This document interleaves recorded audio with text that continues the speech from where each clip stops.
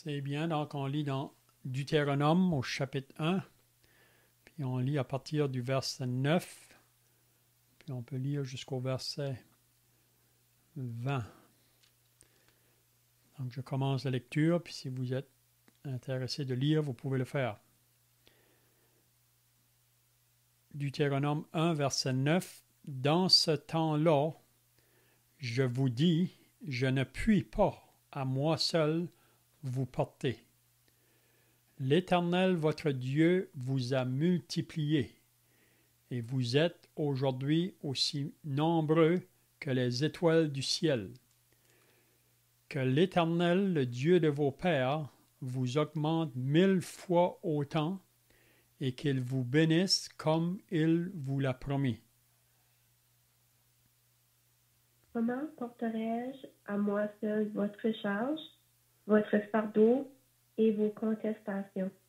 Prenez dans vos tribus des hommes sages, intelligents et connus, et je les mettrai à votre tête.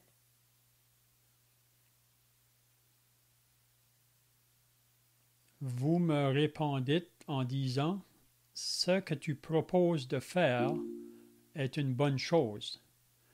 Je pris alors les chefs de vos tribus, des hommes sages et connus, et je les mis à votre tête comme chefs de 1000, chefs de 100, chefs de 50 et chefs de 10, et comme ayant autorité dans vos tribus.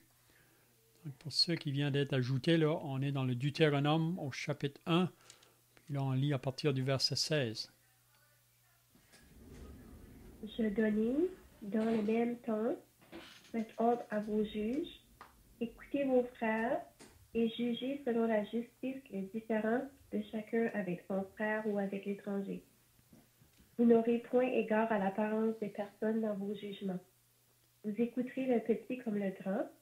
Vous ne craindrez aucun homme, car c'est Dieu qui rend la justice. Et lorsque vous trouverez une cause trop difficile, vous la porterez devant moi pour que je l'entende. C'est ainsi que je vous prescrivis dans ce temps-là tout ce que vous aviez à faire. Nous partîmes d'Horeb et nous parcourûmes en entier ce grand et affreux désert que vous avez vu. Nous prîmes le chemin de la montagne des Amoréens, comme l'Éternel notre Dieu nous l'avait ordonné, et nous arrivâmes à Kadès-Barnéa.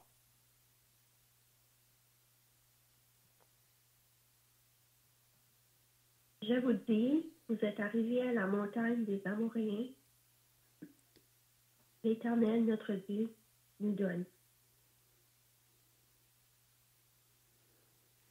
C'est bien, on peut arrêter là pour notre lecture. Donc, si vous étiez là la semaine passée, on a commencé à regarder ce livre du Deutéronome. Puis on avait dit que c'est Moïse, avant de mourir, on dit que Moïse, il lui restait une semaine environ à vivre quand il a donné ces paroles ici. Puis on dit que le mot Deutéronome, ça veut dire répétition ou seconde loi. Donc, c'est la loi qui va être répétée à nouveau dans le livre du Deutéronome. Puis on avait dit que cette loi-là avait déjà été donnée à Israël à la montagne du Sinaï.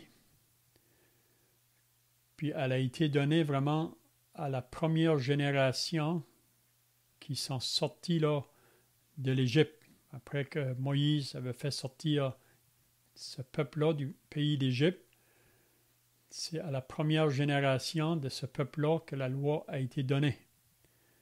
Mais si vous vous rappelez l'histoire d'Israël, après que Dieu leur a donné cette loi, ils avaient dit tout ensemble, nous ferons ce que l'Éternel nous a prescrit. Mais c'est pas longtemps par la suite qu'on voit que le peuple était un peuple désobéissant, un peuple qui murmurait, qui se plaignait. Puis si vous lisez l'histoire d'Israël dans le désert, cette première génération est morte dans le désert. Donc ici, quand ça vient au livre du Deutéronome, quand que Moïse va répéter de nouveau cette loi, c'est à la deuxième génération. Ça veut dire aux enfants qui sont nés là, au travers de cette première génération, c'est à eux que Moïse va donner ses instructions ici. Donc, si vous vous rappelez qu'après qu'ils sont sortis du pays d'Égypte, c'est 3 mois plus tard qu'ils sont arrivés à Horeb ou à la montagne du Sinaï. Puis de là, Dieu a donné la loi à Moïse, puis aussi il lui a donné toute l'instruction concernant la construction du tabernacle. Donc, à la montagne du Sinaï, ils ont demeuré là pendant 10 mois environ. Donc l'instruction sur le tabernacle, ça c'est à la fin du livre de l'Exode, là, à partir du chapitre 25 à la fin. Ensuite, tout le livre du Lévitique, ça a été donné là, à la montagne du Sinaï, ces instructions. Puis aussi, on va dans le livre des Nombres, puis c'est à partir du chapitre 10 des Nombres que là, ils sont appelés à continuer le trajet là. Donc, ils vont laisser la montagne du Sinaï, Horeb, pour prendre la route pour se rendre au pays promis. Mais c'est ça qu'on va regarder un peu ce matin dans ce qu'on a lu là. On va lire un peu les événements qui se sont passés avant qu'ils arrivent au Jourdain, prêts à traverser le Jourdain pour rentrer dans le pays promis. Parce que c'était ça vraiment le désir de Dieu pour Israël. Quand il les a fait sortir du pays d'Égypte, c'était pour les apporter dans un pays de bénédiction et d'abondance. Mais avant d'arriver là, il faut qu'ils passent au travers le désert. Puis si vous voulez lire l'histoire du peuple d'Israël, après qu'ils sont sortis de l'Égypte, au travers le désert, jusqu'à la montagne du Sinaï, vous allez lire ça dans l'Exode à partir du chapitre 14, 15, 16, vous allez lire leur histoire. Donc, qu'est-ce qu'on va voir ce matin? C'est un événement qui s'est passé là avant qu'ils partent de là, si on peut dire, de la montagne du Sinaï. Donc, on lit au verset 9 du chapitre 1 du Deutéronome. Dans ce temps-là, je vous dis, je ne puis pas à moi seul vous porter. L'Éternel, votre Dieu, vous a multiplié et vous êtes aujourd'hui aussi nombreux que les étoiles du ciel. Puis là, on voit que Moïse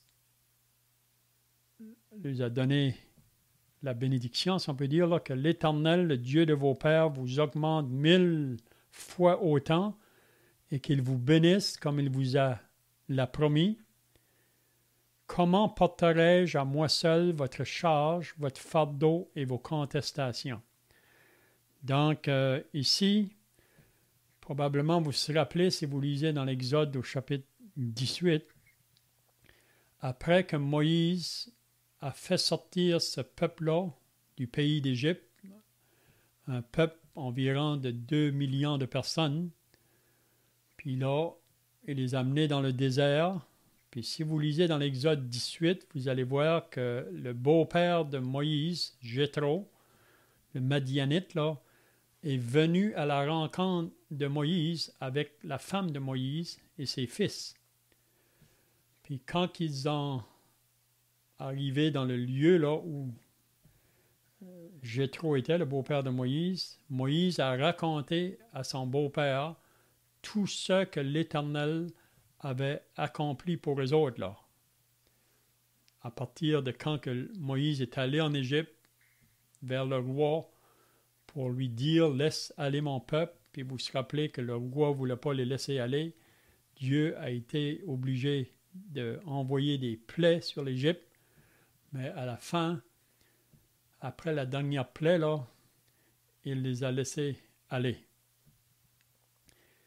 Donc, Moïse raconte tout ce que Dieu a fait à Israël, même probablement qu'il nous a raconté quand ils sont arrivés à la mer Rouge, puis que là, quand ils ont tourné les regards, ils ont vu Pharaon qui venait avec son armée pour les prendre de nouveau, parce qu'il regrettait de les avoir laissés aller. Puis si vous vous rappelez, face à la mer Rouge, le peuple d'Israël a été vraiment effrayé. Ils ont eu peur vraiment, parce qu'ils se demandaient qu'est-ce qui va arriver, même qu'ils ont dit à Moïse, « Pourquoi tu nous as amenés ici dans le désert pour nous faire mourir? Tu aurais dû nous laisser en Égypte. » Puis c'est là que Dieu a parlé à Moïse pour de dire au peuple de rester en place et attendez et voyez la délivrance que je vais vous accorder en ce jour. Donc, si vous vous rappelez, Dieu a dit à Moïse d'étendre sa verge, puis la mer s'est ouverte, puis le peuple d'Israël a traversé la mer Rouge quand que les eaux là, étaient à chaque côté des autres, mais le fond était sec. Puis ils ont entré dans la mer Rouge pour traverser. Puis si vous vous rappelez que Pharaon, qui venait en arrière, lui aussi est entré. Mais on sait que Pharaon a été noyé dans la mer Rouge. Mais les enfants d'Israël ont sorti de là. Puis si vous vous rappelez au chapitre 15 de l'Exode, on lit qu'il y a eu un chant de chanter, là, un chant de délivrance, un chant de joie, que Dieu les avait délivrés de la main de Pharaon. Vous savez que Pharaon est un portrait du diable. L'Égypte, c'est le monde. Mais Dieu a délivré son peuple de ce roi-là là, qui les gardait dans la servitude, dans l'esclavage. Mais Dieu les a délivrés. Donc Moïse a raconté ça à son beau-père. Puis si vous vous rappelez, après, le beau-père de Moïse, là, il voyait tout ce peuple-là qui venait à Moïse quand ils avaient des questions ou s'ils avaient des difficultés entre eux autres, ils venaient vers Moïse. Puis c'est là que le beau-père de Moïse a dit, « Tu vas t'épuiser si tu continues comme ça. Tu serait mieux de trouver des hommes parmi le peuple pour les mettre à charge de plusieurs groupes, là. Ça pouvait être un groupe de 1000 ou de 100 ou de 50 ou de 10. Puis il dit, tu devais mettre des hommes pour faire le plus gros du travail, si on peut dire. Puis s'il y a des choses qui sont trop difficiles, ben, ils pourront venir à toi afin que vous puissiez régler la chose. Mais c'est ça qu'on lit ici là, dans Deutéronome au verset 9. Donc ça dit, « Dans ce temps-là, je vous dis, je ne puis pas à moi seul vous porter. » Donc ici, on peut se poser la question si que c'était vraiment la volonté directive de Dieu quand que Moïse dit « Je ne puis pas à moi seul vous porter. » Donc on voit que Moïse, face à cet grand peuple-là, il craignait qu'il ne pouvait pas prendre cette charge-là. C'était trop grand pour lui. Mais vous vous rappelez que quand Dieu nous appelle à un service, il ne faut pas se fier à nous-mêmes. Vous vous rappelez que Moïse, au chapitre 3 de l'Exode, là, quand que Dieu est apparu à lui dans le buisson, là, c'est le jour qu'il a appelé Moïse parce qu'il voulait envoyer Moïse en Égypte. pour faire sortir le peuple d'Israël. Puis vous vous rappelez dans Exode 3 que Moïse a apporté toutes sortes d'excuses ou qu'il ne pouvait pas voir que lui-même était capable de faire cette œuvre-là, si vous vous rappelez. Même qu'il disait qu'il n'avait pas la parole facile, il a donné beaucoup d'excuses à Dieu. Même Dieu s'est mis en colère contre Moïse. Parce que Moïse, quand Dieu l'appelle pour aller en Égypte, il est à l'âge de 80 ans, puis il reconnaît vraiment sa faiblesse, mais il faut que Moïse apprenne que ce n'est pas par ses forces à lui qu'il va être capable d'accomplir l'œuvre que Dieu lui demande. Puis ça, c'est une leçon que chacun de nous, on doit apprendre. Si Dieu va m'utiliser pour faire un service dans son œuvre, il faut bien comprendre que ce n'est pas par nos propres forces. Puis on voit ça vraiment avec plusieurs hommes de Dieu. Quand Dieu les a appelés, si vous vous rappelez de Gédéon dans le livre des Juges, Gédéon aussi voyait qu'il n'était pas l'homme qui pourrait faire ce que Dieu lui demandait. Il se sentait bien faible.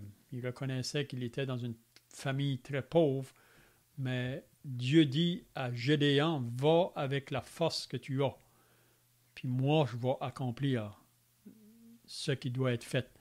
Donc ça, c'est une leçon, je crois, qu'on doit apprendre quand on vient pour servir le Seigneur. Même l'apôtre Paul l'a compris. Si vous lisez dans l'Épître aux Galates, au chapitre 2, le verset 20, Paul pouvait dire « J'ai été crucifié avec Christ, et si je vis, ce n'est plus moi qui vis, c'est Christ qui vit en moi. Si je vis dans la chair, parce qu'il vit toujours dans un corps de chair, mais il dit « Je vis dans la foi au Fils de Dieu qui m'a aimé et qui s'est livré lui-même pour moi. » Même l'apôtre Paul a dû comprendre cette vérité-là, que si Dieu va l'utiliser, ce n'est pas par sa force à lui. Même qu'il le dit dans l'Épître aux Philippiens, « Je suis fort par celui qui me fortifie. » Donc ici, on voit que Moïse, donc, il va dire à ce peuple-là, « Je ne puis pas à moi seul vous porter. » Donc il reconnaît qu'il ne peut pas prendre cette charge-là, c'est trop grand. Mais, si vous avez bien compris le côté de Dieu, là, il y a le côté de la volonté directive de Dieu ou sa volonté permissive. Donc, vraiment, la volonté directive de Dieu, pour moi, en premier, c'est que Moïse puisse porter le peuple. Mais, à cause que Moïse va, si on peut dire, faiblir d'un sens, c'est un peu comme quand il l'a envoyé en Égypte, il voulait que Moïse aille seul, mais parce que Moïse a amené beaucoup d'arguments, Dieu s'est mis en colère, mais ensuite il lui a donné son frère pour qu'il parte avec lui. Donc ici, Moïse suggère au peuple de choisir des hommes, donc Dieu va le permettre. Mais pour moi, ce n'était pas vraiment la volonté directive de Dieu, mais Dieu l'a permis. Puis on va voir même par la suite, là, si vous vous rappelez, quand ils vont arriver prêts à traverser le Jourdain pour rentrer dans le pays, là, ça c'est la première fois, c'est 2 ans après qu'ils sont sortis de l'Égypte, vous vous rappelez que des hommes sont venus à Moïse, puis ils ont dit, envoyez des hommes ou des espions pour vérifier si c'est réellement vrai ça, ce que Dieu nous dit concernant le pays. Donc on voit encore là, c'est l'homme dans sa faiblesse, là, ou l'homme dans son incrédulité, qui n'est pas prêt à obéir par la foi. Vous savez, la vie chrétienne, c'est une vie de foi. Ce n'est pas une marche par la vue. Mais on réalise tout, chacun de nous, à cause de la nature charnelle qui est en nous, que parfois, comme tous les hommes qui ont vécu avant nous, des hommes de foi, mais ils ont eu souvent aussi des failles, parce que c'est la chair qui a pris le dessus. Donc, je m'arrête ici, là, s'il y a quelqu'un qui a d'autres pensées à ajouter ici, là, ou si vous avez des questions, vous pouvez le faire.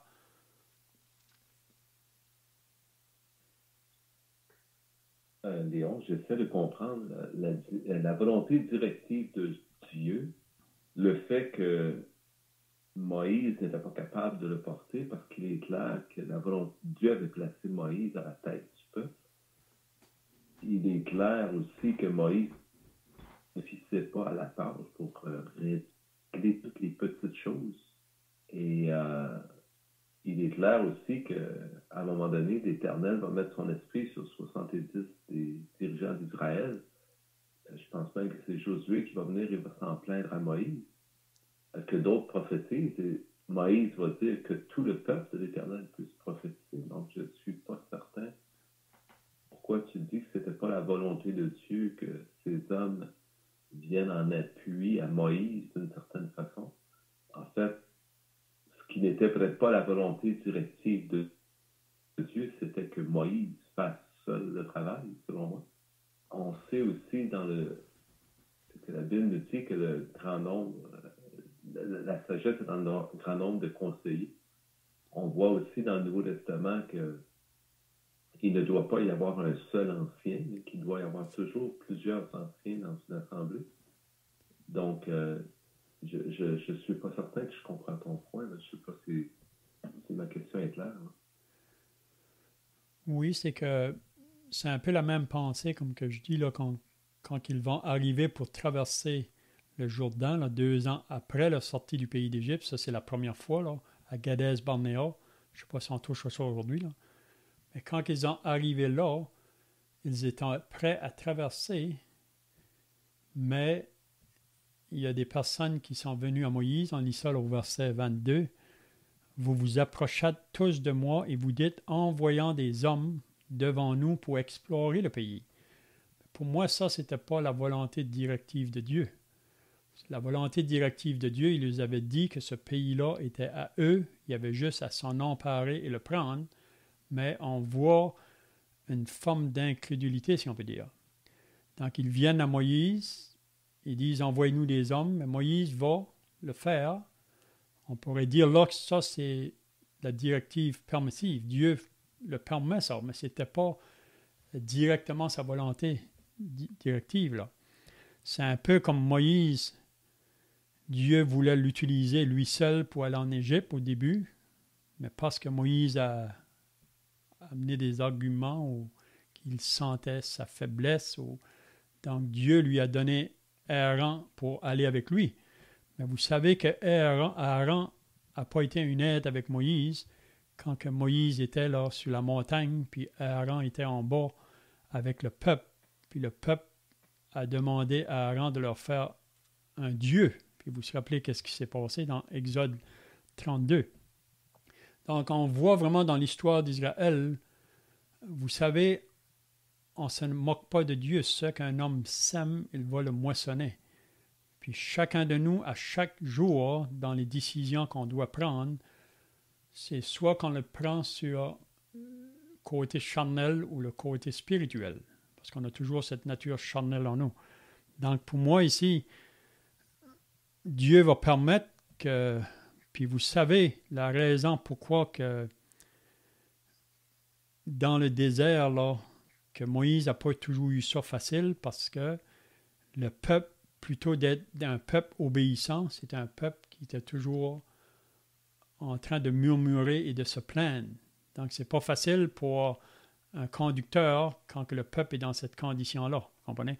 Donc, on pourrait voir que parfois le peuple ne va pas aider le serviteur, mais d'un autre côté, le serviteur est responsable de mettre sa confiance en Dieu. Donc, je ne sais pas si tu suis la pensée. Oui, ça va bien, mais je pensais que tu avais mentionné ici que le fait que Moïse va placer des hommes pour diriger le peuple, il va nommer plusieurs personnes, selon le conseil de son beau-père Jéthro, que cela n'était pas la volonté de Dieu. Les autres exemples que tu as donnés, je le vois plus clairement. Quoique même pour envoyer des gens explorer le pays, si on veut y penser, il y a Josué aussi qui a fait la même chose. Avant d'entrer dans le pays, il a envoyé, pas 12, il a envoyé 2 espions, je pense, qui sont allés à Jéricho, on connaît l'histoire. Bon, c'est clair que c'était, selon moi, la volonté de Dieu, parce que celle la femme prostituée qui va sortir de là et qui va rentrer dans le camp était en fait la mère, quelque part, de arrière-grand-mère de David et de Jésus. Donc, Josué a fait un peu la même chose, d'envoyer des espions, si on veut, dans le territoire, mais je comprends ton point. J'ai plus de difficulté à le voir face au fait que ce ne soit pas la volonté de Dieu que Moïse ait pris des hommes dans le camp pour l'aider dans sa tâche. Ça, je le vois moins clairement.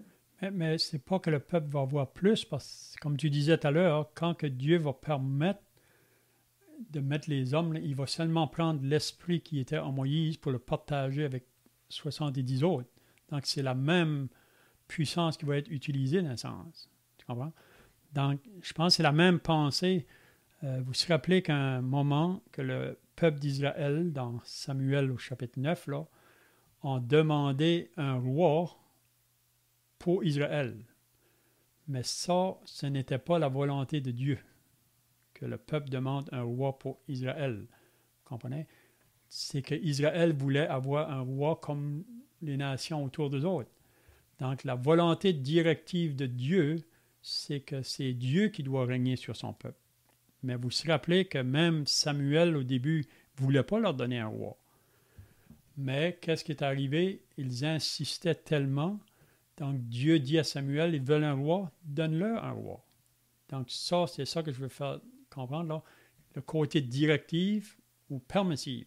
Donc, Dieu va permettre que Samuel leur donne un roi, mais vous savez qu'est-ce qu'étaient les conséquences s'il va envoyer un roi. Même Samuel devait leur dire qu'est-ce qui va être les conséquences. Donc, dans nos vies, comme je dis, même ceux qui ont vécu avant nous, on prend l'exemple d'Abraham.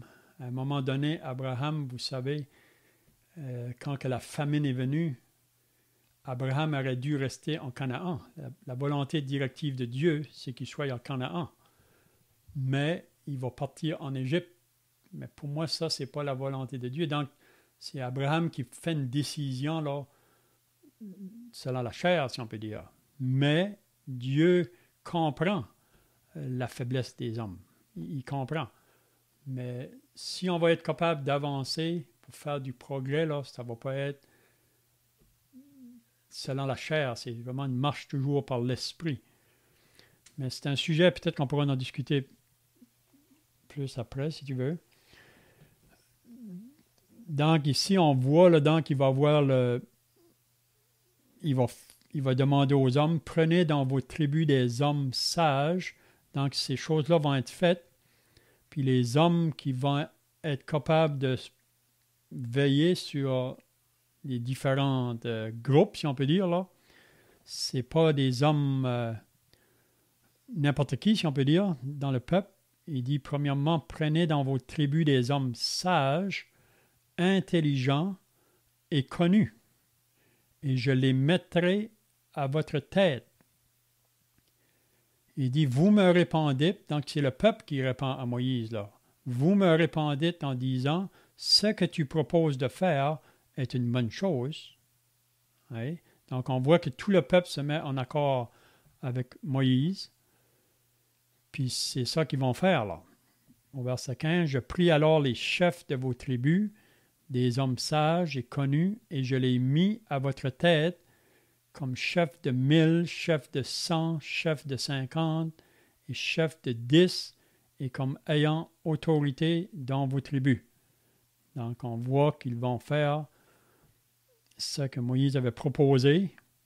Ils vont choisir des hommes, puis ces hommes-là vont, on pourrait dire, comme tu viens de dire tout à l'heure, dans les assemblées, Dieu élève des hommes qui vont prendre soin des troupeaux, des surveillants qu'on appelle, ou des anciens, ou des bergers.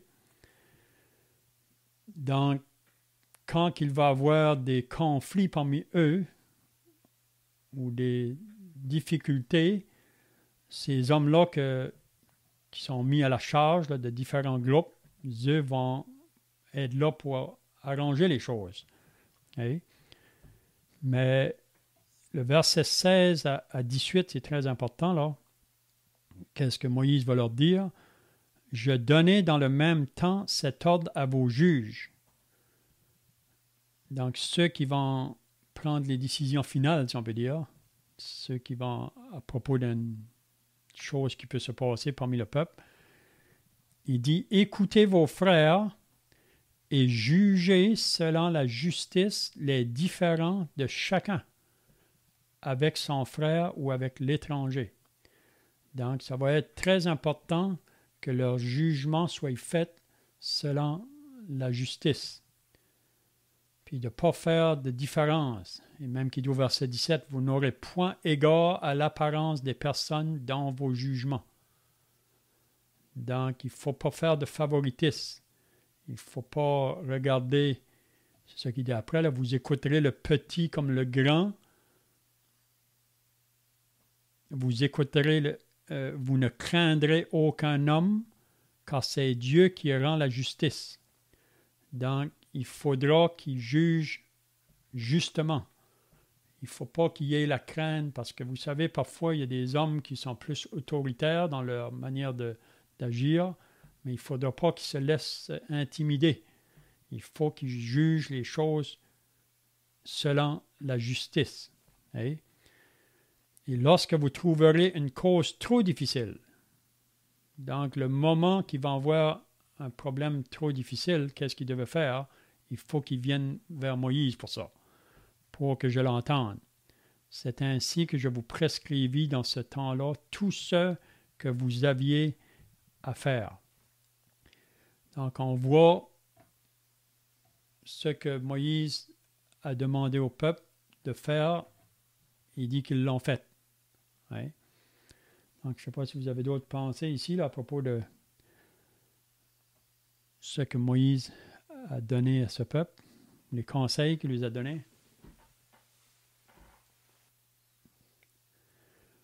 Je ne sais pas comment on peut, au verset 10, je pense, lire le texte quand il nous dit l'Éternel, votre Dieu, vous a multiplié et vous êtes aujourd'hui aussi nombreux que les étoiles du ciel.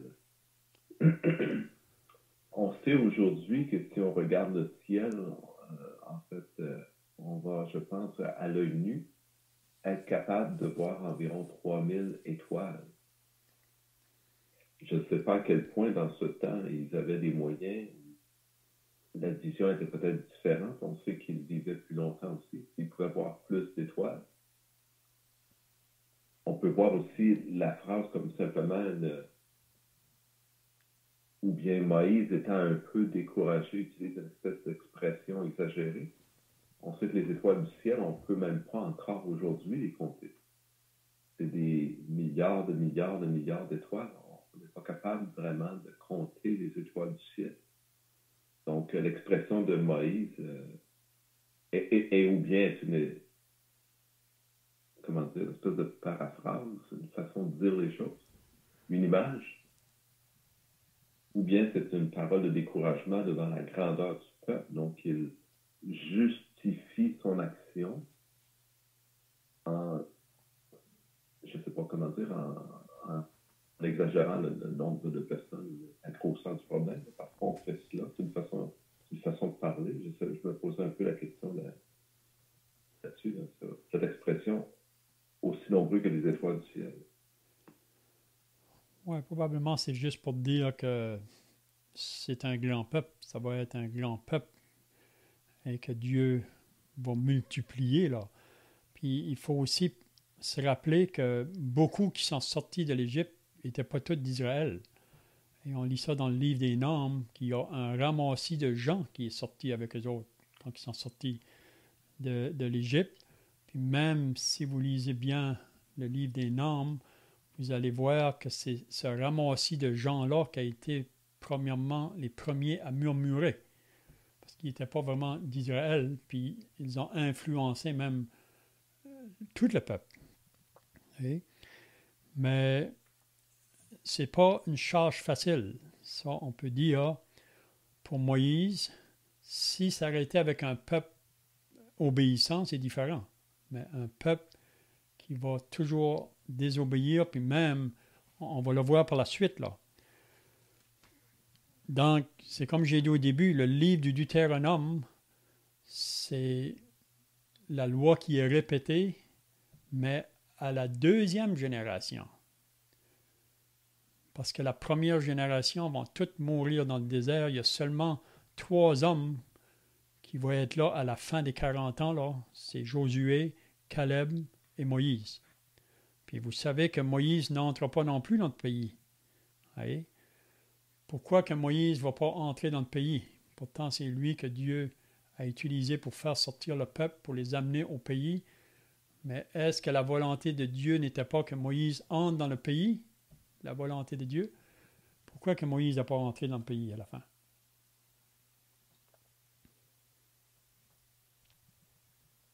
En fait, Moïse a désobéi à la parole de Dieu. C'est une conséquence. Moïse va dire aussi, c'est à cause du peuple hein, qu'il s'était irrité, qu'il avait frappé le rocher au lieu de parler au rocher comme Dieu le lui avait demandé. C'est la deuxième fois que cet événement se produisait, c'est-à-dire que l'eau devait sortir du rocher. La première fois, il devait frapper le rocher, mais la deuxième fois, il ne devait que lui parler. Et on voit dans cela une image du Seigneur Jésus qui a été frappé la première fois lors de sa première venue pour nos péchés. Et la deuxième fois qui ne sera pas frappé, mais qui vient vraiment pour régner en autorité. Et le fait que le peuple est la cause pourquoi Moïse n'est pas rentré, c'est un peu aussi comme le Seigneur Jésus hein, qui a pris nos péchés et qui a été, on peut dire, condamné, jugé à notre place. Donc, un peu comme Moïse qui n'a pas pu rentrer dans la terre promise. Je le voyais un peu comme une image du Seigneur Jésus. Oui, donc Moïse, c'est vrai qu'il a désobéi, mais c'était à cause de la pression du peuple. Oui, mais quand même, Moïse est responsable. Moïse est responsable de la manière qu'il agit.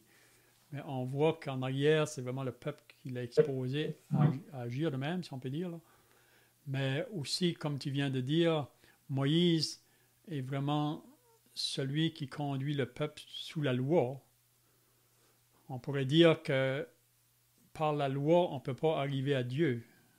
En plus, c'est juste une application que je fais. Mais Josué, lui, c'est lui vraiment qui va faire entrer le peuple dans la terre promise. Josué est vraiment un type de la personne du Seigneur Jésus-Christ, on pourrait dire. Là. C'est pas sur le côté de la grâce qu'on peut être sauvé. Hein. OK, donc si on va au verset 19, là, je vois que le temps arrive passé, mais le verset 19, là, après que Moïse a organisé le peuple, si on peut dire, là, donc là, ils vont partir de la montagne d'Horeb. La montagne du Sinaï, c'est le temps de partir de là. Donc, ils vont rester presque 9 mois là, à la montagne du Sinaï. Vous savez, ils sont arrivés 3 mois après leur sortie d'Égypte à la montagne.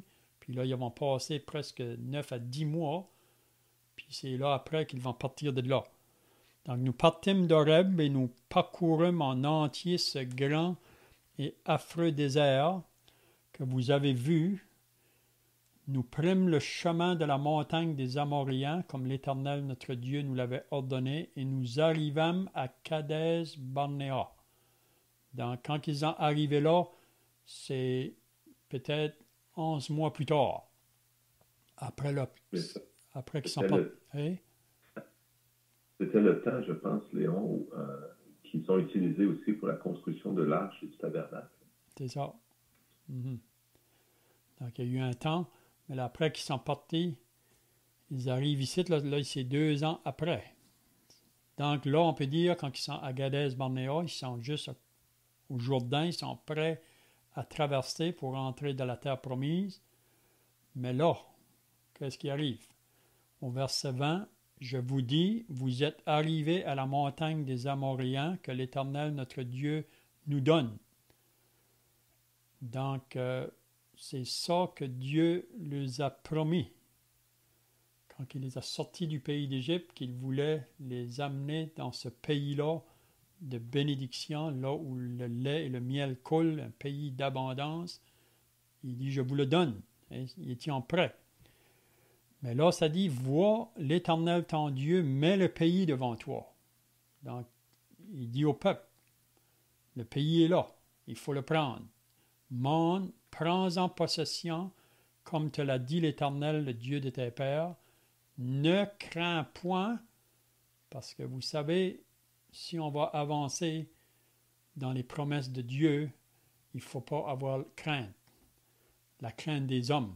Vous savez, il y a beaucoup de choses qui, même notre propre nature, hein, qui s'opposent aux promesses de Dieu. Donc, prends en possession, comme te l'a dit l'Éternel, le Dieu de tes pères, ne crains pas et ne t'effraie point. Donc, si on va avancer dans la vie chrétienne, il ne faut pas craindre. Il ne faut pas être effrayé. Vous savez, le diable va mettre toutes sortes d'obstacles ou d'embûches pour nous arrêter d'avancer. Il sait qu'il ne peut pas avoir notre âme, le diable, après qu'on est sauvé. Mais il va essayer de nous arrêter d'aller chercher les bénédictions que Dieu veut nous donner présentement sur la terre. C'est ça qu'on lit dans Éphésiens au chapitre 1, là. Les bénédictions spirituelles que Dieu veut nous donner. Mais l'ennemi veut nous enlever ça. C'est la même chose pour Israël. Dieu veut leur donner ce pays-là, mais on sait que quand ils vont entrer dans le pays promis, il y a des ennemis dans le pays. Il faudra qu'ils combattent leurs ennemis pour pouvoir conquérir le pays. Hein? Mais c'est à vous autres. Dieu dit, c'est à vous. Ne crains pas et ne t'effraie point. Puis qu'est-ce qu'il dit au verset 22? Vous vous approchez tous de moi. Et vous dites, quand on lit ça dans le livre des Nombres, au chapitre 13, ça ne dit pas que le peuple s'est approché de Moïse pour lui dire ça. Mais c'est ici qu'on voit vraiment la raison que Moïse va envoyer des espions, c'est parce que le peuple demande ça. Puis ça, c'est à cause de l'incrédulité, vraiment. Parce que par la foi, Dieu les avait dit, il n'y avait pas besoin de preuves. La foi ne cherche pas les preuves. Hein? Donc, vous vous approchez tous de moi et vous dites, envoyons des hommes devant nous pour explorer le pays et pour nous faire un rapport sur le chemin par lequel nous y monterons et sur les villes où nous arriverons. Ça dit, cet avis me parut bon. Donc, Moïse a simplement cédé à ce qu'il demandait. Et je pris 12 hommes parmi vous, un homme par tribu. Donc là, je vois que le temps est passé. Peut-être qu'on pourrait arrêter ici parce que c'est vraiment intéressant, là, ce qui prend place par la suite. Puis j'aimerais qu'on aurait assez de temps pour l'expliquer. Mais ici, si vous lisez dans le livre des Nombres, Moïse envoie ces 12 hommes-là. Puis si vous vous rappelez, quand ils vont arriver, ils vont dire à Moïse, c'est la vérité. Donc, ils reconnaissent que ce que Dieu nous a dit là, ils l'ont vu maintenant, c'est la vérité. Puis vous vous rappelez qu'est-ce qui s'est passé après. Mais, ils vont mettre le mais. Hein? Puis c'est ça qui va faire que ce peuple-là va reculer. Il ne va pas avancer, il va reculer, il va retourner de nouveau. On verra ça la semaine prochaine. Là. Donc, je ne sais pas si vous avez d'autres pensées ou des questions ici là, pour terminer. Bien. Comme le temps est passé, je me limiterai, mais juste un bref commentaire pour souligner ce que Moïse, ce que tu viens de lire, Léon, c'est-à-dire qu'il leur dit de se tenir prêt, de ne pas craindre. En réalité, dans la volonté de Dieu, ce n'est pas quelque chose qui s'accomplit, si je puis dire, dans une certaine mesure, sans nous. Bien sûr, Dieu a le pouvoir de tout accomplir, il n'a pas besoin de nous, mais dans sa volonté, Dieu veut aussi se servir de nous. Et c'est nous qui flanchons, ce n'est pas Dieu. On voit ici que Dieu dit au peuple de se fortifier. Ils vont donc devoir, eux, aller au combat. Mais le peuple devrait comprendre que la terre leur est déjà donnée, qu'elle leur appartient déjà, parce que c'est là clairement la volonté de Dieu qui a été exprimée. Mais c'est comme, comment dire, l'homme a une part. On sait par exemple que Dieu veut que tous les hommes soient sauvés. Et ça, c'est la volonté exprimée de Dieu. Il n'y a pas de doute pour cela. Mais nous avons une part. Jésus a dit, hein, je vous envoie. Donc, c'est à nous d'aller et l'Évangile, on a une part dans la volonté de Dieu, si je puis le dire ainsi. Je ne sais pas si mon idée est claire.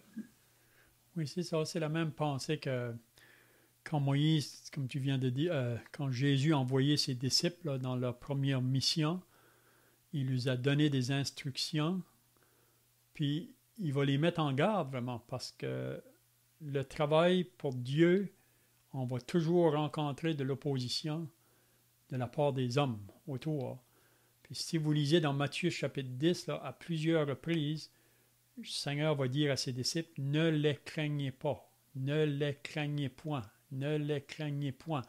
Donc il parle de ne pas craindre les hommes, parce que l'homme va s'opposer à l'œuvre de Dieu. L'homme qui est toujours dans ses péchés, il va toujours s'opposer, puis même après qu'on est sauvé, la nature charnelle en nous s'oppose aux choses de l'Esprit de Dieu.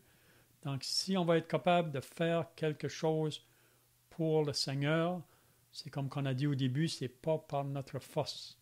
Même pour Israël qui va entrer dans le pays promis, là, même Dieu va dire à Josué, c'est moi qui vais combattre pour vous autres. Vous autres, vous avez juste à avancer. Moi, je vais combattre. Hein? Mais c'est vraiment intéressant. On verra dans la prochaine semaine. Là, c'est vraiment intéressant. Puis c'est pour nous enseigner, nous, aujourd'hui.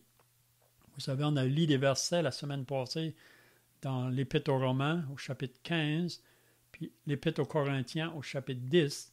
Ça nous dit que ces choses-là nous ont été écrites pour nous servir d'exemple à nous qui sommes rendus à la fin des temps. Et nous là, qui sommes associés au peuple de Dieu aujourd'hui. Donc, il faut avoir nos regards sur le Seigneur si on va avancer, parce qu'il y a beaucoup de choses qui veulent nous garder là, neutres, si on peut dire. Ben, c'est bien, on va terminer par la prière, puis ensuite on peut chanter un cantique pour terminer. Merci notre Dieu, notre Père, de nous rappeler encore ce matin que tu es là, tu es présent, et de ce que tu nous conduis, ta propre main, Seigneur, nous conduit.